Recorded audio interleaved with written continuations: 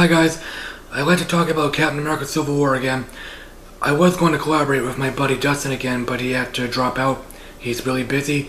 He's graduating from high school this weekend. We collaborated only once on Home Alone. I doubt we'll collaborate again.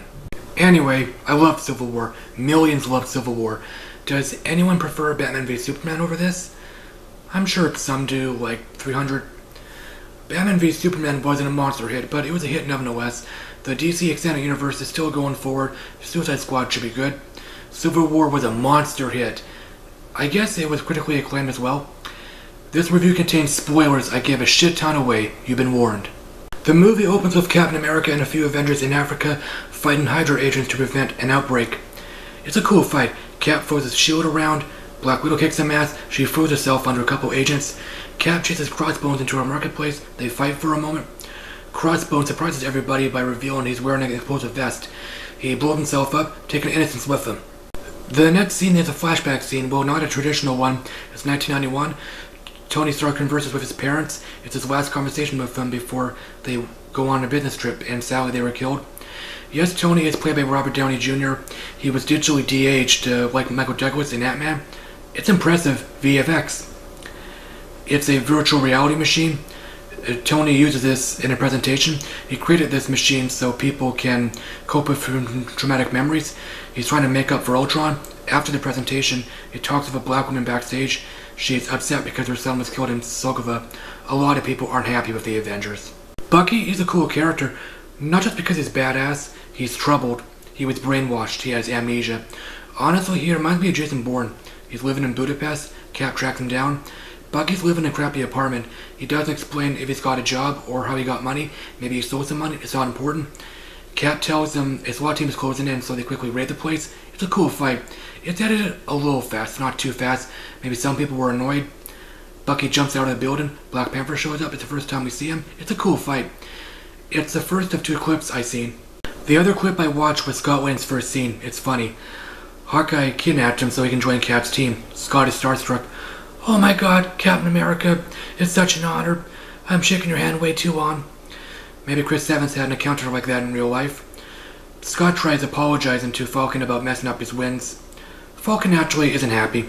I don't like Ant-Man's new helmet paint job. Ant-Man stole the climax by transforming into Giant Man. The Avengers were stunned. They didn't know what to do. Spider-Man came up with a cool solution. He swung around Giant Man. He bound his legs with his weapon, making him fall down. It's a cool moment. Maybe a lot of people cheered. It was spoiled in 1 or 2 recent TV spots. Yeah, that was lame. I was excited to see Spider-Man. A lot of people were. Tom Holland was great as both Peter Parker and Spider-Man. He was shoehorned in. So what? He's a minor character. Honestly, he didn't feel forced. Peter lived in an apartment was more realistic. I think it's silly he owned an 80s computer. He easily could have had a modern day computer or an early 2000s computer. I guess it's not a huge difference. Naturally, his first Spider-Man costume was shitty. Tony Stark was nice enough to give him an upgraded suit. I thought it was silly at first, but it grew on me while I was watching the movie. Spider-Man is a rookie, so hearing him interact with the Avengers was great. He annoyed everybody by constantly quipping. I think his final scene was hilarious. He wanted to continue fighting, but he couldn't because he was hurt. I already was excited for Spider-Man Homecoming. Everyone thought War Machine would die, but nope, he got paralyzed, which is still awful. Tony was naturally still devastated. Only time will tell if Rhodey will recover. This reminds me when Age of Ultron was being made. There was a rumor Rhodey would die, but it didn't happen. Maybe Rhodey will die in Infinity War. Look, they're gonna kill that guy! Isn't that great? The final fight takes place in the Winter Soldier facility. Tony finally finds out Bucky killed his parents. Tony gets filled with rage. He attacks Bucky.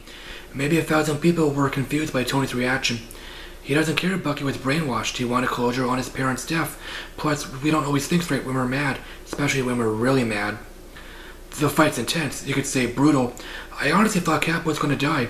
Nobody died, but the end result was still nasty. I mean, nobody wants to see friends fight. Civil War isn't a typical superhero movie, therefore it doesn't have a typical ending. The Avengers are still divided. Some of them are fugitives. Cap and Bucky are now living in Wakanda, Black Panther's nation. Yeah, Black Panther is now their ally. Bucky freezes himself until his brainwashing can be cured. Wakanda is a jungle nation. It's unique. It looks dangerous. There's a Black Panther statue. It looks cool. I mean, how can anyone hate it? It's too soon to be excited for the Black Panther movie, but I sure as hell will see it. So yeah, Civil War was great. It's my favorite Captain America movie.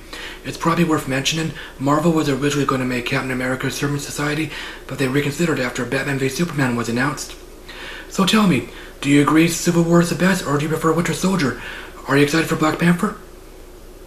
As always, thanks for watching, guys. You can check out my Ghostbusters Trailer 2 reaction if you haven't already. The new Star Trek Beyond trailer will definitely come out tomorrow. I'll talk to you later.